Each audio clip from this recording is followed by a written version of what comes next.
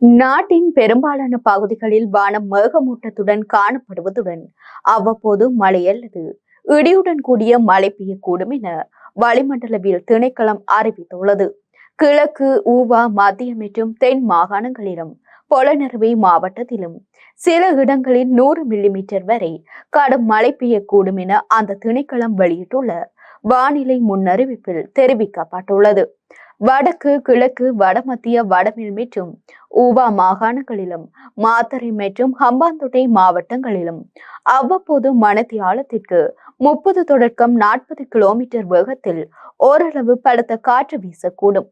இடியுடன் கூடிய மழை பெய்யும் வேளைகளில் அப்பிரதேசங்களில் தற்காலிகமாக பலத்த காற்றும் வீசக்கூடுவதுடன் மின்னல் தாக்கங்களினால் ஏற்படக்கூடிய பாதிப்புகளை குறைத்துக் கொள்ள தேவையான முன்னெச்சரிக்கை நடவடிக்கைகளை எடுத்துக் கொள்ளுமாறு வளிமண்டலவியல் திணைக்களம் பொதுமக்களை அறிவுறுத்தியுள்ளது.